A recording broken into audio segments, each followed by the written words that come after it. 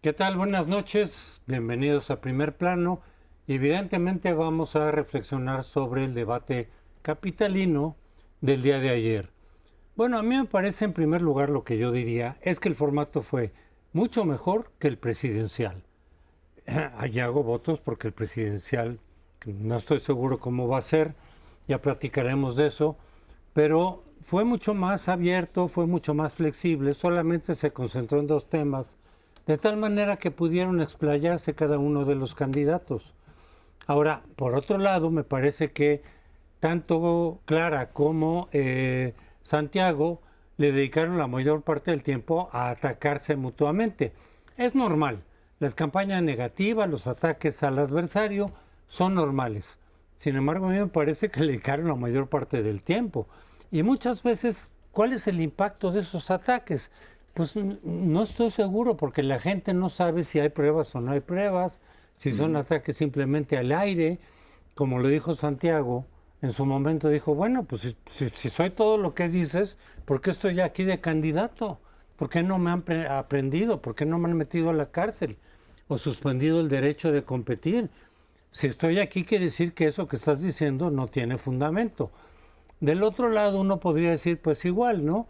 Pero en realidad la crítica que hacía Santiago es a decir, ustedes llevan gobernando, él mencionó 27 años, y muchos obradoristas dijeron, no es cierto, ¿cuál 27 años? Apenas es desde 2018. Bueno, la pregunta aquí sería, yo no metería a Cárdenas, porque Cárdenas nunca fue de Morena, pero ¿quién gobernó la capital en el año 2000?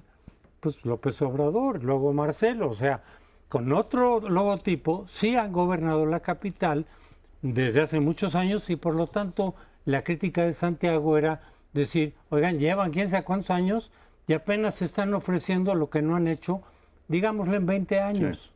Sí.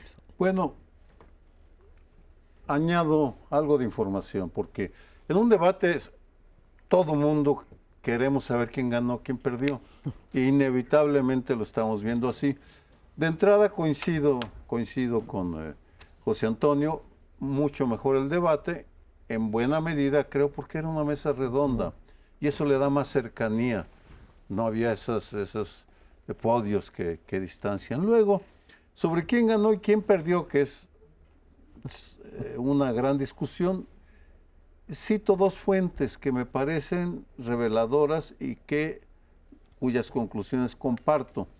La primera son 8 especialistas expertos que invitó Reforma y que le dieron como triunfador 8.8 a Salomón Chertorivsky. Luego Taboada del PAN 7 puntos y Brugada 5.9. Según ese grupo, esa es la calificación.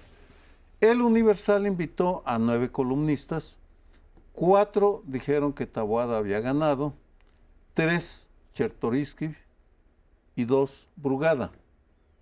Mi impresión también fue parecida porque en términos de dicción y de fluidez hubo varios momentos en los que Clara Brugada se mostró menos fluida que los demás. Taboada y Chertorivsky muy claros, sabían lo que iban a decir, lo habían ensayado. Doy unas cifras para cerrar porque este debate sí importa. De acuerdo al Financiero, una encuesta que publicó el viernes pasado, la intención de voto en la capital son 42 puntos para Clara Brugada y 37 para Santiago Taboada. Es decir, estamos hablando de 5 puntos solamente. En consecuencia, ya veremos cuáles fueron las repercusiones del debate de ayer, pero probablemente sí va a impactar en las intenciones de voto. Hoy publica una El Economista también, hay un poquito más de distancia, pero seguramente el debate influirá. Y claramente lo que vimos el día de ayer es que, como dicen ahora, hay tiro, ¿no? O sea, realmente están lo suficientemente cerca como para que hayan dedicado todo el tiempo a tratar de bajar uno a la otra. Creo que fue más eficaz Santiago Taboada, porque traía no solamente el beneficio de ser oposición y lograr encartar perfectamente esta lógica de llevan 27 años gobernando, incluido el ingeniero Cárdenas, que ya apoyó a Claudia Sheinbaum, y bueno, Mancera, ellos lo desconocieron, pero Mancera fue el candidato de Marcelo Ebrard y fue bendecido por López Obrador en su momento. Es decir, es una cuestión de exquisiteces. La izquierda ha gobernado la ciudad desde el 97 hasta el 24. Por tanto, tenía no solo credibilidad, verosimilitud, buena parte de lo que le decía sobre el agua. Además, le tocó una crisis del agua que el gobierno de la ciudad ha manejado perfectamente mal. O sea, seguimos sin saber quién es el responsable de la contaminación del agua en Benito Juárez. Sobre el debate, por supuesto que fue mejor. O sea, la producción es mucho mejor que lo que hizo el INE.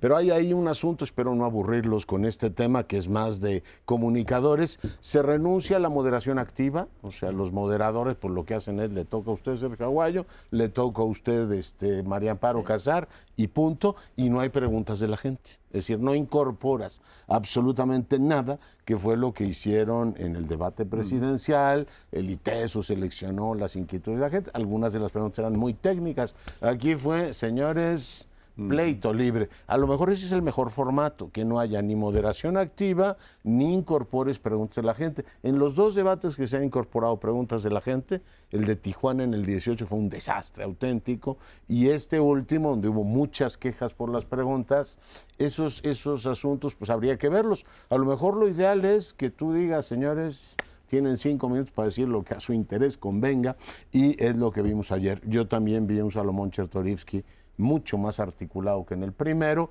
gran conocedor de la Ciudad de México, y por tanto fue, creo que el que aprovechó mejor, ¿no?, el espacio que tuvo. Sin duda, Chertorivsky tuvo mucho mérito ayer en el debate, tanto en sus propuestas como el agua, como en corrupción y transparencia, me parecieron sólidas.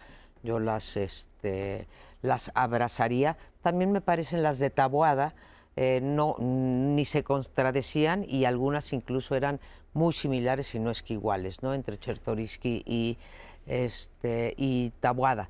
Le irá mejor a Chertorivsky, como tú dices, ganará algunos puntos. Lo que pasa es que el debate que todos veíamos con interés a los otros dos candidatos, porque nadie le da oportunidad a Chertorivsky, e incluso se le ha pedido en diversas ocasiones que se una a Taboada, ¿no? Cuando habla de su trayectoria, Chertorivsky diciendo una trayectoria limpia, él fue secretario de Salud y del Seguro Popular, fue con el PAN, o sea, fue con Felipe Calderón, ¿no? Cosa que debió haber aprovechado Taboada de decírselo, pero coincidiría con la de Reforma, ¿sí? Bueno, y con la del Universal sí tomó únicamente a los dos candidatos con posibilidad de ganar. Me parece que estuvo mucho mejor. Taboada aparece como un gran conocedor, me sorprendió, del agua, y creo que Clara tiene pues la debilidad que han comentado ustedes, la gran debilidad de haber sido 2 veces alcaldesa de Ixtapalapa y nunca haber mínimamente resuelto el problema del agua, con mucho resorte político contestando a Taboada, decir, oye, tú dices que yo quiero privatizar el agua es llevar pipas y venderlas a precios millonarios. Claro, él también recibió golpes bien contestados, y la fortaleza en ese sentido de Santiago Taboada es que entre las delegaciones es de los mejor colocados como el desempeño en la Benito Juárez, ¿no? Tiene la cosa el cártel inmobiliario que, como dijo, pues, por algo no estoy en la cárcel, me abrieron carpetas de investigación, etcétera. Claro, aquí nadie va a la cárcel. Y cierro diciendo que es una tristeza ver pues la clase de gobernantes que tenemos, la corrupción que priva, la ineficacia que hay, ¿sí? Y creo que quedó muy, muy bien dibujada en el debate la incompetencia y la corrupción. Tienes razón, impresentables los partidos. 3 breves apuntes que me permitió generosamente José Antonio intervenirlos. Me llamó la atención que Clara Brugada solo mencionó 2 veces al presidente, y muy de pasadita, 6 veces a Claudia Sheinbaum. Sí. Santiago Taboada no mencionó para nada al presidente, como si no existiera. Pero a Xochitl tampoco, A ¿no? Xochitl, Ni a Xochitl tampoco. A Xochitl una sola vez. Una vez nada más, Sí. pero el presidente ni una sola vez. Y Sí. la pregunta es, Salomón probablemente crezca en intención de voto, y la pregunta es para los encuestólogos, ¿a quién va a beneficiar ese crecimiento? Si a Clara o a Santiago. Me ganaste mi comentario sobre Salomón. ¿Qué Yo le también das? creo que estuvo muy bien. Creo que tiene mucha experiencia. No, nunca he oído que lo acusen de nada, absolutamente. Y además, como él lo dijo, yo no me voy a meter a atacar a los demás, yo me voy a meter en las propuestas, le dedico más tiempo a las propuestas, pero efectivamente puede crecer a quien le quita más votos. Él, no sé mucho, me preguntó, me dijo, a ver, sinceramente, ¿tú quién crees que de los tres podría ser mejor jefe de gobierno? Le dije, mira, sin duda te conozco, yo sé que estás muy bien preparado, sé que tienes experiencia. Le dije, pero no vas a poder ganar en Movimiento Ciudadano, o sea, no tienes posibilidad, pero sí puede crecer, y la cosa es esa, ¿a quién le quita más votos? Porque si se los quita a la oposición, entonces Taboada, en lugar de haber ganado, pese a que creo que tuvo mejor desempeño, saldrá perdiendo.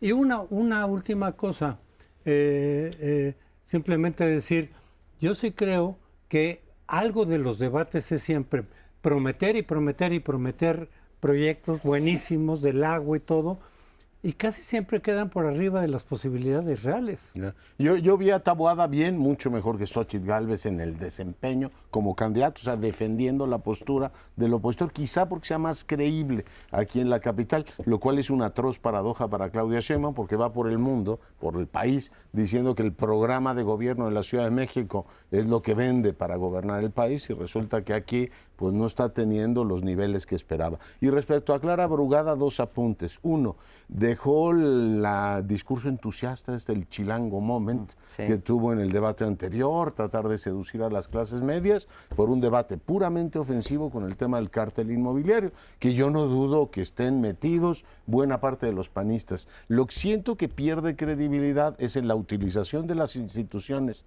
empezando por la fiscal carnal y terminando por el fiscal que actualmente está en funciones, y la otra, la gente dice, oiga, claro que hay especulación inmobiliaria en la Benito Juárez, pero en el Álvaro Obregón, en Miguel Hidalgo, en toda la ciudad. El tema de la especulación inmobiliaria es algo que nos ha acompañado 27 años de gobiernos de la izquierda, y no han logrado hacer el Instituto de Planeación, que está en la Constitución de la capital, porque no les ha dado la gana.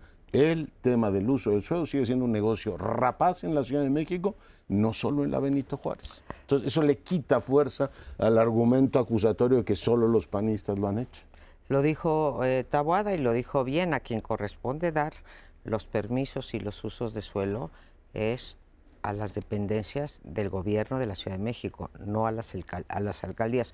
Con esto no estoy diciendo que en las alcaldías no se pueda hacer nada, ni que sea un santo Taboada, pero donde está la corrupción es en las dependencias que tienen que ver con la construcción, como ¿cómo se llama? Sedubi, la Asamblea, el Congreso.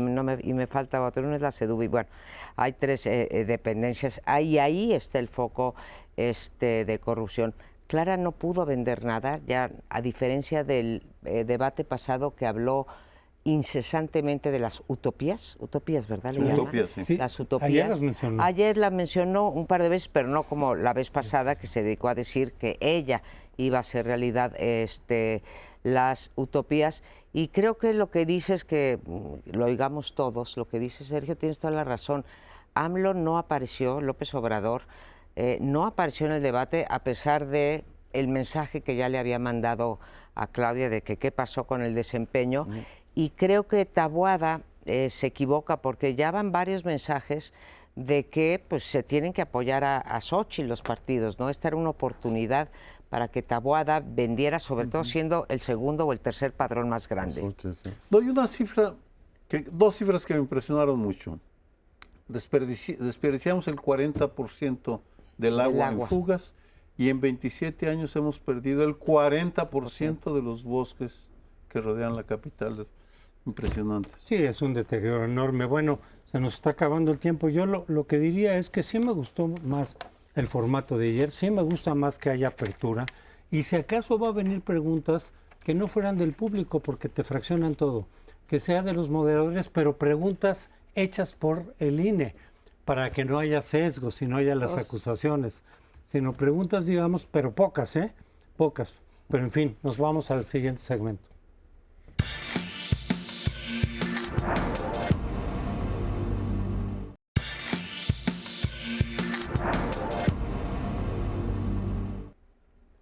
este segundo bloque les propongo revisar el debate presidencial. Hemos tenido pues una gran cantidad de conversaciones sobre los debates, no solamente en la Ciudad de México, hubo también uno en Tabasco, hubo también uno en Morelos, en Jalisco han tenido dos muy comentados, es que no da tiempo de estar viendo todos los debates, viene también el de Veracruz, y bueno, pues viene el segundo debate, este domingo tendremos el debate presidencial, y tenemos al INE en el ojo del huracán, porque por un lado pues fue un pésimo formato el que tuvieron, tuvo muchos problemas de producción el debate, y estos locales lo que han hecho es palidecer. El órgano nacional resulta que no puede organizar un programa de televisión atractivo, que es lo que son los debates entre candidatos. Se la juega, por tanto, en este domingo, que haya un debate en el cual, pues por lo menos los que controlan los relojes no estén chateando con la novia, ¿no? Que se enteren que el tiempo está pasando y que vean su relojito, y los candidatos y las candidatas pues se juegan efectivamente pues todo, ¿no? Creo que es el debate crucial. Tenemos un Maínez que ha venido creciendo en algunas encuestas, se dio a conocer en el primero, aunque no parece encontrar bien su lugar en el escenario. Este viernes tuve la fortuna de conducir un debate, una presentación yuxtapuesta de los candidatos, y a Maínez le pregunté en caso de declinar por quién lo harías, y dijo que en otro contexto hubiese declinado por Marcelo Ebrard. Yo decía, Marcelo Ebrard no fue candidato de Movimiento Ciudadano porque no quisieron que fuera candidato de Movimiento Ciudadano, o que lo hubiese hecho por Xóchitl en caso de que no lo hubiese apoyado el PRI. En suma, no me dijo por quién declinaría, pero ahí sigue como factor. Veremos si logra crecer como creció Chertorivsky en el local. Para Xóchitl Gálvez está todo por construir. Tuvo un pésimo desempeño en el debate televisivo, o sea, fue un debate con muchos tropezones. El viernes la vi mucho más articulada, con una presentación mucho mejor dada, y veremos si recupera el terreno perdido. Y para Claudia Sheinbaum pues es conservar la posición que conservó en el primer debate, en donde pues se mantuvo firme en la postura de defender las grandes tesis. Ella pues según las encuestas va adelante, y por tanto su posición es que las cosas en el debate no alteren demasiado la intención de voto. Pero bueno, el domingo tendremos mucha materia de análisis. ¿Cómo la ven? Tuvimos, pues sí, un mal debate, ya lo dijiste, ya lo habíamos dicho aquí. En primer plano, no promete el nuevo formato corregir lo mal que estuvo, más allá de los problemas de producción. El diálogo, sí, más allá de la producción, fue malo. Creo que parte de lo exitoso del debate capitalino, del debate chilango el día de ayer, fue que se centró en dos temas nada más, ¿no? Agua y corrupción, o corrupción y transparencia y agua. Esto permitió durante una hora, y los presidenciales van a tener 2 horas, durante una hora poderse centrar, y les dio tiempo de dar golpes, pero también les dio tiempo de hacer propuestas. Y lo utilizaron cuando menos Taboada y... También lo utilizó Clara, pero más lo usaron Taboada y Chertorivsky. El debate del próximo domingo va a tener 6 temas. Es cierto que todos giran alrededor de la economía, pero tú imagínate, ¿cuál es el papel de la inversión privada versus la pública? ¿Cuál es el papel del Estado? ¿Qué oportunidades de inversión hay? ¿Cómo vamos a tener una economía sustentable? ¿Qué opinamos de las energías renovables? Pues es imposible, ¿sí?, que tengamos un debate medianamente serio cuando hay 6 temas de tal envergadura. Yo tengo esperanza de que le vaya mejor a Xóchitl de lo que le fue en el pasado, por haberla visto nada más en esta presentación que tú condujiste. Te felicito por la forma en que la condujiste, porque fue más Xóchitl, fue más suelta. Claudia Sheinbaum presentó un PowerPoint y ella estuvo pues hablando de diversos temas, incluso hubo varias interrupciones para aplaudirla, cosa que no ocurrió con Claudia, lo cual tampoco quiere decir nada en términos de elevar tu preferencia electoral. En ese sentido, felicito a Xóchitl, que dijo hace un par de días, ¿no? Dijo, no voy a permitir que mis asesores me cambien, van a tener a la Xóchitl que soy yo. Creo que siempre hay una combinación, pero si hace tan buen papel como hizo en la Convención Nacional Bancaria, creo que puede salir muy airosa. La diferencia es que no es lo mismo una entrevista tú sola, con tiempo, etcétera, preguntas sensatas. Gracias. Que un debate, De un caballero. sobre todo con cuánto tiempo, es decir, con cuántas preguntas, con cuántos temas, si de veras van a introducir de nueva cuenta preguntas de la ciudadanía, va a ser lo mismo. un horror. Y ahí creo que hubo dos factores que estorbaron a Xóchitl en el primer debate. El formato, yo sí creo que el formato tuvo mucho que ver, porque entonces no podías responder, no le podías insistir a Claudia que te contestara lo que te estaba ignorando, ya te habían metido en otro tema, pero sí creo que también intervino la cuestión, y ella lo dijo, así lo habíamos especulado varios, pero ella lo dijo, el hecho de que en tu mismo equipo, y eso suele suceder, vienen posturas totalmente distintas. Entonces unos le dicen, no, Xóchitl, ya no vayas con Huipil, preséntate mejor, porque eso a tal electorado le gusta y al otro no. Entonces ella yo creo que se sintió como en medio de dos fuegos y eso la paralizó. Por eso está diciendo que ella no le va a hacer caso ya a sus asesores, que ella va a ser como ella es, cualquiera que sea la consecuencia. Y creo que también había mencionado antes, no creo, también había mencionado antes, que tampoco le va a hacer caso ya a los moderadores y a las preguntas y a los tiempos, que ella va a decir lo que tiene que decir, porque de lo contrario entonces simplemente no puede decir lo que quiere. Muy buen punto. Leonardo, una pregunta porque creo que vas a seguir tú. Mi impresión, que es muy positiva, en el sentido de que el género no está importando en estos momentos. Tú estuviste cerca, ¿sentiste en algún momento que influyera el género de dos mujeres finalistas? Qué bueno. Sí, Y qué bueno. celebro que se... Yo también celebro que sea así. Sí. 3 comentarios. Confieso que mi escepticismo frente a las personas que encabezan o que van a estar en la boleta para presidente, porque pocas veces había visto con tanta nitidez el peso de actores externos, diferentes en cada caso.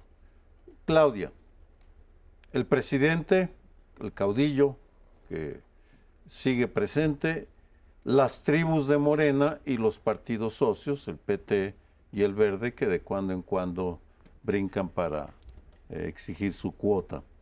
Xóchitl, apabullada por las burocracias de los partidos que van a ser los que van a estar en el Congreso. De hecho, vamos a votar por, quienes voten por Xóchitl van a estar votando más por los partidos que por la candidata, si se mantienen las encuestas. Y Maínez, con todo el crecimiento que está teniendo, yo creo que va mejorando, pues igual que Salomón. ¿A quién le quita más? No solo a quién le quita más, pero no es que hay es inevitable chance. pensar en Dante Delgado, que controla a la vieja manera al partido, y luego un partido fracturado entre la frivolidad de los regiomontanos, de Samuel García y su esposa Mariana, y luego los jaliscienses que traen un proyecto regional que quién sabe en dónde vaya a terminar, no lo sabemos. Es decir, me parece que vamos a llegar a las elecciones y se va a tener que votar y se va a tener que personalizar, pero tenemos que trascender ese análisis para ver los factores de poder que van a estar jugando independientemente de quién gane. Claro. No, fue muy interesante ver el desempeño de las tres, o sea, de los tres, el candidato de las dos candidatas. Y hablé de Xóchitl. Claudia llegó muy bien preparada, con un discurso triunfalista sobre la economía que tiene credibilidad. Los banqueros claramente dijeron que a ellos les ha ido de maravilla con la cuarta transformación, que el presidente no le cambió las reglas, y lo que les dijeron a las tres es: y no queremos que nos las cambien, ¿eh? Así funciona muy bien la economía. Claudia dio una visión pues, muy dorada de la economía. Se le olvidó recordar que este país recibió más que un plan Marshall, 250,000 millones de dólares de remesas en este sexenio, que es así como si te cae el árbol de Navidad con Santa Claus incluido, y estamos casi igual. O sea, buena parte de lo que la economía es hoy, que es una realidad que está funcionando bien, que tienes un peso apreciado y todo lo demás, se debe al trabajo de los mexicanos en el extranjero, no a la gentileza y cortesía del gobierno americano, sino los mexicanos en el extranjero. Y eso hay que decirlo, la economía no está mal gracias a ellos. Deberían pesar más en el proceso electoral. Para mí es sorprendente que no voten, que no estén interesados en el país, porque gracias a ellos la economía no se ha hundido. A ver, bueno, va a salir con el ego, quiero decir Leonardo Curcio, con el ego muy arriba, porque... Se lo merece, lo hizo muy bien. No, es que ahora voy a recomendar su artículo de hoy sobre el Universal, que trata precisamente lo del Plan Marshall y cómo, pues sí, mucho dinero, pero no se utilizó para lo que se hubiera podido utilizar. Pero bueno, en fin, felicidades por tu artículo y se los recomendamos. Se me cae el alma cuando haces, Sergio, el recuento de los partidos. Por un lado dices PRI, PAN, PRD, que tienen acogollada, digamos, a Xóchitl. Te faltó decir que eran impresentables, pero de alguna manera lo dijiste. Todos Del otro lado, sí, Morena, PT Verde, ¿qué te parecen? Sí. En términos de todo, ¿no? De corrupción, de oportunistas, del Verde no tener ideología, irse siempre con el mejor postor. No se nos olvide que en el 2018 no corrió con Morena, con Juntos Hacemos Historia, corrió con el PRI. Digo, perdón, sí, no, con el PAN, ¿no? ¿Con el PRI? En el 18 fue con López Obrador. No. Claro que sí. A la candidatura, bueno, o en el 12, da igual, ahí le vemos. 12 apoyaron a Peña. Ellos van con el que gane. Ellos van con el que gane, ¿no? Y son los factores de poder, creo que hay más. O sea, se nos olvidó, y sé que lo tienes muy presente, el crimen organizado, ¿sí? Que los tiene acogollados a los tres por igual. Pero tenemos que estar conscientes que esto es una elección de a dos, ¿sí? Muy difícil, va a llegar a 2 dígitos. El candidato no creo que llegue a 2 dígitos, ronda la pregunta que tú dices, pero nos estás pintando una cosa espantosa. Ahora, dentro de los 2 espantos engendros que tenemos, ¿sí? Creo que hay algo más rescatable en unos que en una alianza que en la otra. Y en el próximo bloque haremos algunos planteamientos. 20 segundos, Crespo. No, pues solamente decir que, a ver, que este debate ojalá de veras permita intercambiar las ideas y los proyectos entre ellos, que no sea tan restrictivo. Nada más tengo que decir que las reglas del debate estuvieron pactadas hace 9 meses. Sí. Lo que pasa es que resulta fácil para Xóchitl o para Claudia decir, es que el INE nos cambió. Estuvo pactado y así en este caso, negociadores lo admitieron. Nosotros tenemos que hacer una breve pausa, regresamos.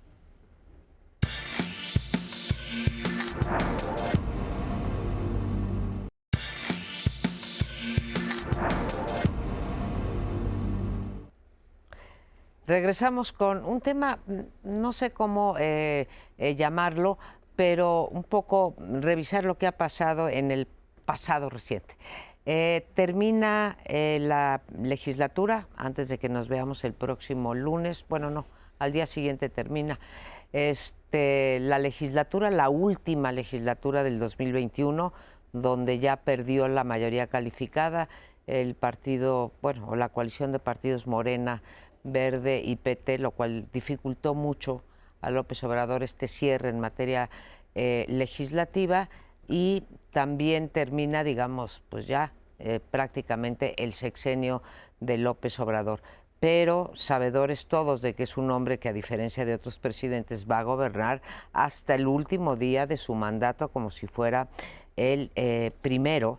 Está cerrando, pues, con broche de oro, entre comillas, enviando una cantidad de iniciativas al Congreso que, de ser aprobadas, algunas tienen muchas probabilidades de ser aprobadas porque son leyes secundarias y nada más necesitan la mayoría simple, que de ser aprobadas todo este conjuntote, ahorita voy a dar un panorama rapidísima de ellas, creo que acabaríamos, se seguiría, porque todavía faltan 5 meses del sexenio, este proyecto que yo llamo del debilitamiento de la democracia y del debilitamiento institucional en este país desde que llegó el presidente López Obrador.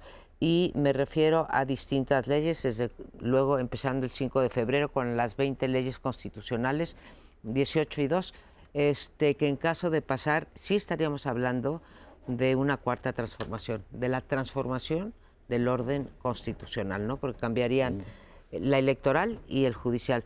Lo segundo, la ley de amnistía, que después retomará, yo creo que Sergio, está pensiones y está muy preocupante las dos leyes para modificar el amparo, que en buena medida, en mi segunda intervención lo diré, nos deja desamparados a muchos ciudadanos. Entonces, que esas sí pueden pasar, ¿no? Esas pues sí, requieren y la de mayoría amnistía también puede pasar, y la de pensiones también puede pasar. Que empiezo con dos paradojas, ¿no? El presidente el partido del presidente hizo campaña en el 21 diciendo que ya no habría reformas constitucionales en el segundo periodo porque ya la cuarta transformación estaba hecha, ¿no? Que les faltaban un par de cositas. De pronto hicieron corte de caja y dijeron, pues nos faltan un montón, y a partir del 5 de febrero manda 20, que creo que no volaron como esperaba el presidente, ¿no? Finalmente va a terminar la legislatura y ni hubo grandes foros ni apasionados debates, pues la gente dice, a ver, vamos a tener que seguir discutiendo nuevamente el disparate de elegir ministros de la Suprema Corte o no, o un nuevo cambio electoral cuando están ya las elecciones corriendo. Creo que no tuvieron el impacto que él esperaba. Y la segunda, ya entrando a alguna de ellas, lo de las pensiones, pues literalmente se lo sacaron de la manga y dijeron, vamos a sacar un capital semilla de dinero, que son las cuentas de la lechera, que es Vía Mexicana de Aviación y el Tren Maya da réditos, y eso lo vamos a usar para pagar pensiones, y por otro lado las cuentas inactivas, que ha generado más incertidumbre que otra cosa. Y la otra de la amnistía, sigo sin entender muy bien la diferencia entre indulto y amnistía. Pues el presidente quiere indultar, ¿no? La amnistía es una ley para un grupo determinado, dejarlo sin efecto leyes anteriores, pero en este caso estás diciendo que las leyes de la República el presidente las podría revocar por una consideración que no entiendo, pero al mismo tiempo, ayúdenme a salir de esta paradoja, el presidente quiere meter o mantener en la cárcel con prisión preventiva no sé cuántos miles de ciudadanos. Entonces, bueno, ¿es el presidente amnistiador o el presidente encarcelador? No me parece que sean compatibles las dos disposiciones, y me parece cuando menos llamativo que esté defendiendo con tanto ahínco esta idea de que él tener una facultad, insisto, ahí la frontera entre indulto y amnistía me parece poco clara, para conseguir algo. Y la otra, pues lo de las pensiones, él dice que no es electorero. Bueno, si no es electorero eso, pues que baje Dios y lo vea, ¿no? Se puede o se debe de hablar muchísimo sobre las diferentes reformas, pero quisiera irme a la matriz, a la raíz del problema, y eso es la irrelevancia del legislativo, de los diputados y senadores. Son una vergüenza, para ponerlo en pocas, salvo excepciones, y voy a dar dos ejemplos solamente, que podría dar muchos más. El primero, tenemos una emergencia de seguridad, y la Comisión Bicameral de Seguridad Nacional no se reúne. No se reúne, simplemente porque Morena no quiere que se reúna y porque los partidos de oposición no se preocupan por mandar a hacer los estudios. Segundo, otra aberración, la pandemia de COVID, que arrasó con buena parte de la humanidad, pero que tuvo un efecto particularmente nocivo en México. Si uno compara, como lo estamos haciendo en una comisión independiente, lo que pasó en el mundo, después de la pandemia del COVID, vinieron las comisiones o del legislativo o del ejecutivo a hacer las evaluaciones para ver en qué habían fallado, en qué habían acertado, cómo iban a mejorar, etcétera. En México no hubo una sola comisión, ni del gobierno federal, ni de los partidos de oposición, ni de los gobiernos opositores. Cuando bien hubieran podido ordenar, financiar, subsidiar una evaluación al menos de sus estados, si no es que de todo el país. Tuvo que crearse una comisión independiente de 17 personas, le entregamos los resultados la próxima semana, por eso lo digo, estoy enterado. Ya dieron un Sí. informe preliminar, ¿no? Dimos un informe preliminar, va a salir el informe, que nos han Final. tundido, sobre todo a mí me han acusado de todo, sin esperarse a leer el informe, esperen a leer el informe el 30 y a partir de ahí pues nos critican todo lo que quieran. Pero lo que sí puedo asegurar es que ni un solo gobernante se preocupó por entender cuál fue lo que se hizo bien, lo que se hizo mal y quiénes fueron los responsables. En el trasfondo es que tenemos un legislativo de cuarta, de Disneylandia. Son irrelevantes. Y eso es responsabilidad de Morena, del Verde, del Trabajo y de los partidos opositores y de Movimiento Ciudadano. Y que no se hagan los desentendidos. Yo creo que pese a los avances que hemos tenido en los últimos 30 años en materia democrática, electoral, con posibilidades de alternancia, nuevas instituciones de contrapesos, sí creo que buena parte de nuestras leyes son ancestrales, son arcaicas, son herencia del régimen de partido hegemónico. Hay cosas que sí se tendría que cambiar, no en el sentido en el que las está proponiendo López Obrador, o a lo mejor alguna por ahí sí, pero sí se tendría que cambiar muchas cosas. El hecho de que por ley secundaria pueda el presidente meter a la cárcel a alguien sin juicio previo, de manera directa, por encima incluso de jueces o de alguna otra instancia, y que eso lo puedas hacer por ley secundaria, el hecho de que tú puedas sacar gente, ¿sí? Sin más, porque dices, yo veo una contradicción, o metes o tienes derecho a meter a la cárcel a la gente, o de sacarla. No es contradictorio, sacas a tus amigos y metes a tus enemigos, que es lo que hemos visto durante mucho tiempo, el uso político de la ley. Pero que ese tipo de cosas, o quitarle el amparo a la gente y dejarla muy vulnerable frente al Poder Judicial, que eso se pueda hacer mediante leyes secundarias y no constitucionales, me parece de un atraso impresionante, porque son leyes fundamentales, son cosas muy importantes, están en juego muchos derechos, muchas prerrogativas de los ciudadanos que te dejan totalmente desprotegido frente al presidente por un lado, o a políticos o el Congreso. ¿Y cómo lo puedes cambiar con una ley secundaria? Yo creo que ahí hace falta muchos cambios en nuestras leyes vigentes. Yo creo que no se puede cambiar con ley secundaria y ya veremos cómo, en caso de ser aprobadas, sobre todo la ley de amnistía y la del amparo, ¿sí? Van a ir a la Suprema Corte de Justicia y aunque le queden 15 minutos de independencia, 15 minutos de vida, porque en cuanto nombren a otro ministro ya no hay manera de tener los votos suficientes y mucho menos si entra en vigor esta ley de amparo, se caerían de aquí a los próximos días o semanas o meses, se pueden echar para atrás. Yo creo que yo sé que no es un tema sexy para los electores, pero ¿qué es lo que está pasando con estas reformas? Primero, él comenzó el sexenio diciendo que no hacía falta ninguna reforma constitucional. Ya después pero lo de la ley de amparo sí quiero poner, no son incompatibles, prisión preventiva y lo otro, ¿eh? No, porque además una la decide un juez y la otra la decide el presidente, ya nada más por allí. Y sí quiero poner atención, sé que ya me estás urgiendo y tienes razón. No, es por un minuto. No, yo lo sé. Lo del amparo tiene dos cosas muy graves.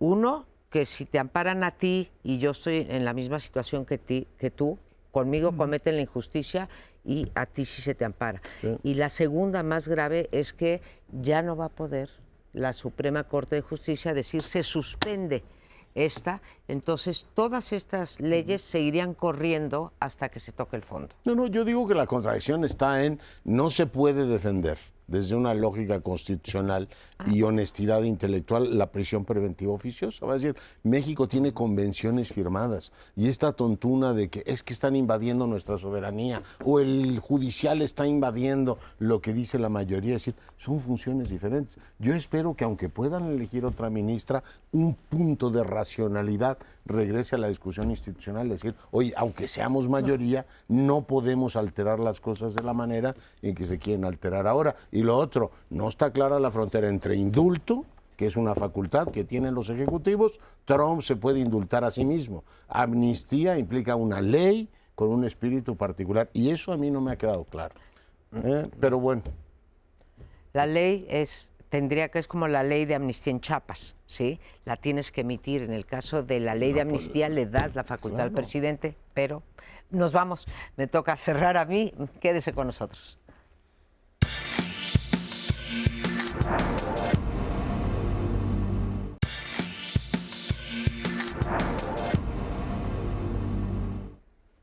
Bien, vamos a cerrar este programa con una bomba que puede explotar en cualquier momento, y es el enfrentamiento entre el presidente y la Suprema Corte, para dejarlo ahí.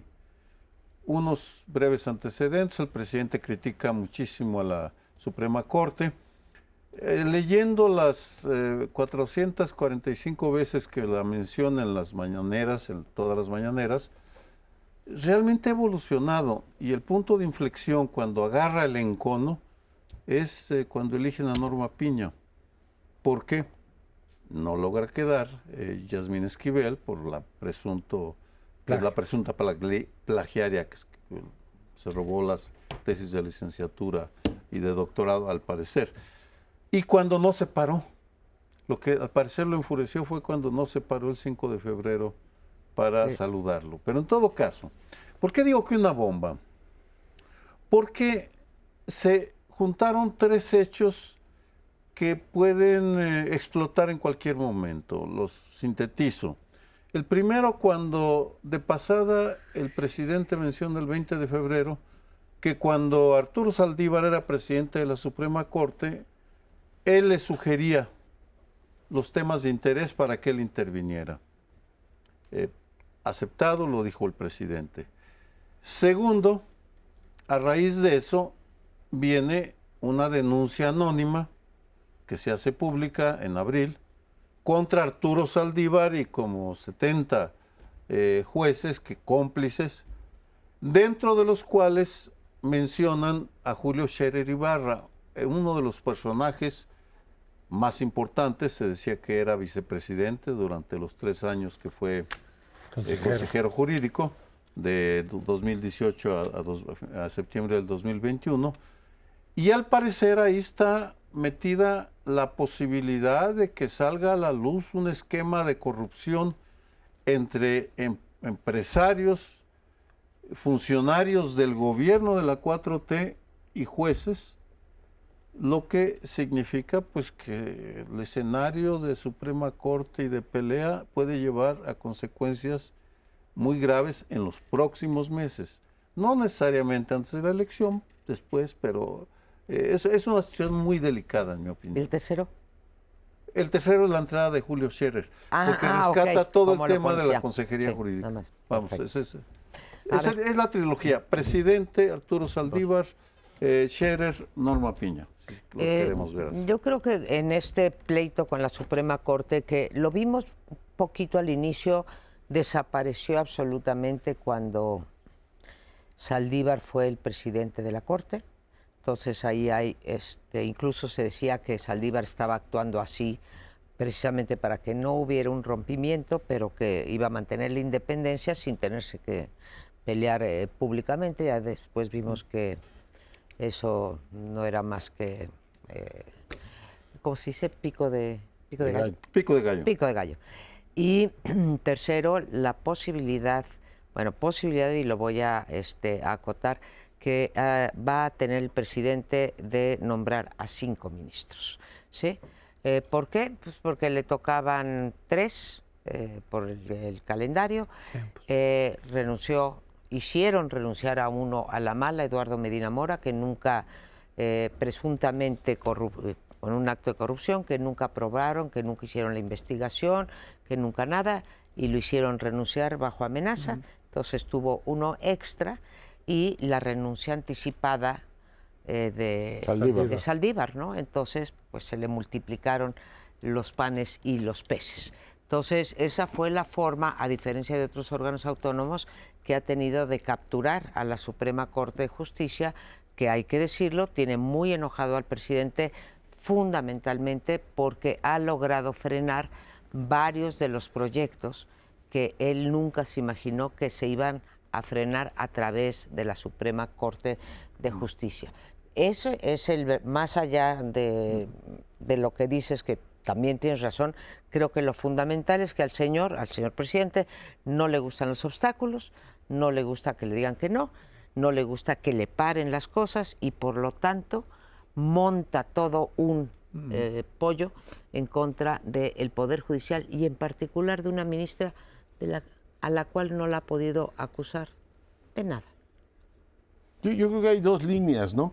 Por un lado tienes efectivamente esto que ya comentaban ustedes, no logra quedar la ministra que él quería y por tanto se le descompone el juego sucesorio. Intentaron ampliar el mandato de Saldívar, que ha personificado como nadie esta idea de que las reformas solo las puedo garantizar yo, como sin un cuerpo colegiado como el Poder Judicial, como la Suprema Corte, dependiera solamente de la virtud de un individuo, ¿no? Un insustituible, un necesariato. El presidente ha mandado un montón de legislaciones, algunas de ellas torpemente confeccionadas, que un ministro profesional ha tenido que decirle no procede. Varios de los que él ha nombrado, buena lógica, debería tener una luna de miel porque ha sido un presidente que ha logrado nombrar ministros más que ningún otro presidente en la historia reciente del país, debería tener un ambiente hiperfavorable. Pero están tan mal hechas que González Alcántara, Margarita Ruiz Arral le dicen, presidente, pues es que esto no puede pasar. Igual que no van a pasar buena parte de las que están ahora sacando.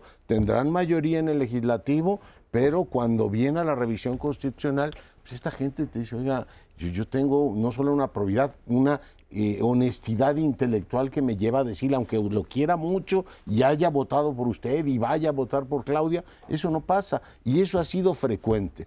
Y lo siguiente es que el presidente ha encontrado en el Poder Judicial un exculpatorio de todos sus fracasos en materia de seguridad. La gente va diciendo, y los Martel se encarga de decir que son los jueces. La incidencia delictiva en este país, algunas otras cosas han bajado, el secuestro concretamente, pero la incidencia delictiva en este país está más alta que cuando él llegó.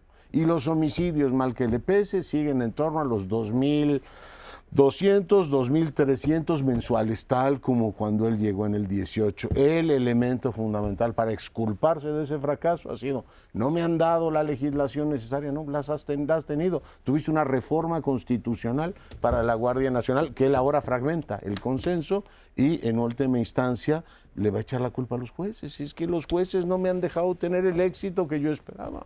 Cuando yo me refería en el segmento pasado a que tenemos una estructura legal mal hecha, antigua, me refería también, no lo dije, al hecho de que 4 ministros de 11 puedan avalar una ley que es anticonstitucional aprobada en el Congreso por mayoría absoluta y no calificada. Eso tiene que cambiar, tendría que cambiar, porque si no sí se pueden colar por ahí muchas leyes mal hechas, en fin, violatorias de la Constitución. Ahora, lo de Piña, lo de la ministra Piña, le están echando la culpa a Piña. A Piña no hizo la denuncia, a Piña le llegó con una serie de testimonios, argumentos, documentos, las acusaciones para Saldívar. Seguramente mucha de la gente a la que Saldívar amenazó y que si no aceptaban, pues los marginaba o los corría. Entonces, muchos de ellos quieren, de alguna manera, llamar a cuentas a Saldívar. A la ministra Piña le llegó y dijo, ¿qué hago? ¿Lo guardo? Pues, o simplemente que se investigue. ¿No?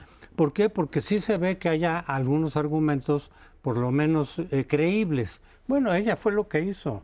Y en relación con la respuesta de Saldívar de decir, voy a acusar a Piña por un lado, a Xóchitl por otro lado, pedir juicio político, etcétera, ahí hay pues, varias contradicciones. Por un lado, entre las instituciones a las que les está pidiendo información y que intervengan, está el INAI. Por fin sirve o no sirve el INAI, ¿no? Por otro lado está la duda, que ya le han planteado incluso gente de la propia Morena, si alguien tan cuestionado como Saldívar, porque parece ser que sí hay fundamento, aparentemente en muchas de las acusaciones que se le están haciendo. Acuérdense que incluso cuando era presidente de la Corte hablaba en favor de la 4T, no fue hasta después. Él se pronunciaba en favor de la 4T. Entonces, la duda que hay entre los morenistas es, ¿esto le sirve a Claudia, sí o no? Tanto el presidente como Claudia lo están protegiendo, lo están defendiendo, pero queda la duda de decir, pues él mismo no va a poder hacer una reforma judicial con todas las acusaciones que tiene. Pues como habrán podido observar durante todo el programa, me refiero al auditorio, los temas son de una complejidad y se multiplican como en el sermón de la montaña los panes y los peces. Vamos, es una impresionante la cantidad de asuntos que van y vienen. Y eso que nos estamos quedando en el plano federal, nacional, generalmente, pues si nos metemos a los estados, hoy deberíamos haber hablado de la extrañísima detención de la candidata Claudia Sheinbaum en Chiapas, en donde un grupo armado encapuchado le leyó una serie de reivindicaciones sobre Estaba Latinos al parecer, o había periodistas locales que critican a los nacionales, en fin. ¿Quieres decir algo? Sí, o de la camiseta de la Santa Muerte, que los hombres serios no pueden hablar mal de López Obrador. Sí, ¿quién la traía? Genaro Villamil, el director de... Ni más ni menos. Tenemos que irnos, se acabó el tiempo. Oye...